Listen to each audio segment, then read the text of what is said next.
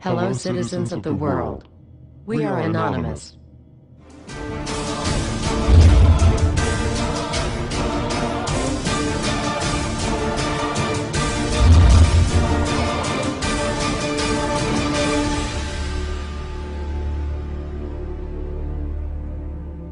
Dear brothers and sisters, now is the time to open your eyes. In a stunning move that has civil libertarians stuttering with disbelief, the U.S. Senate has just passed a bill that effectively ends the Bill of Rights in America.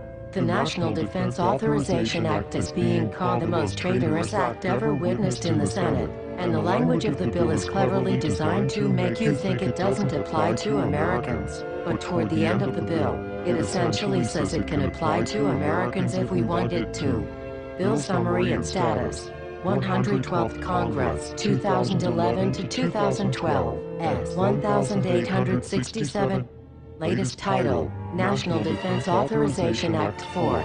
This bill, passed late last night in a 93-7 vote, declares the entire USA to be a battleground upon which U.S. military forces can operate with impunity, overriding posse comitatus and granting the military the unchecked power to arrest, detain, interrogate and even assassinate U.S. citizens with impunity. Even Wired magazine was outraged at this bill, reporting, "Senate wants the military to lock you up without trial."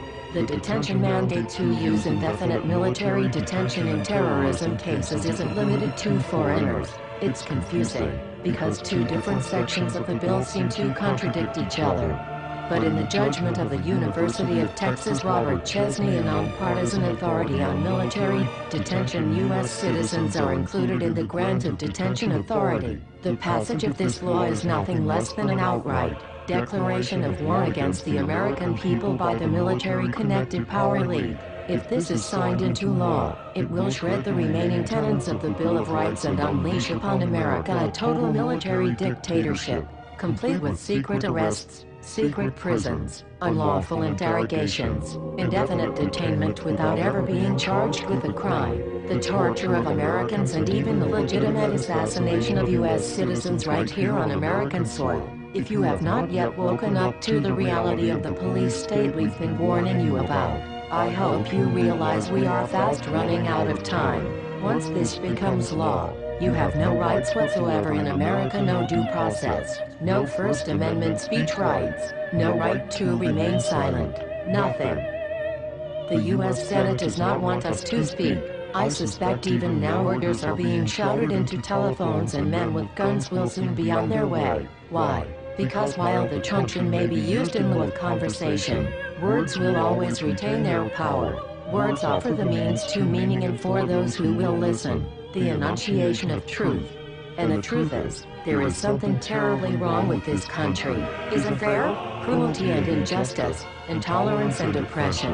And where once you had the freedom to object, to think and speak as you saw fit, you now have censors and systems of surveillance coercing your conformity and soliciting your submission. How did this happen? Who's to blame? Well, certainly there are those who are more responsible than others, and they will be held accountable. But again, truth be told, if you're looking for the guilty, you need only look into a mirror. I know why you did it. I know you were afraid. Who wouldn't be? War, terror, disease. There were a myriad of problems which conspired to corrupt your reason and rob you of your common sense. Fear got the best of you, and in your panic, you turned to the now president in command, Barack Obama. He promised you order. He promised you peace. And all he demanded in return was your silent, obedient consent.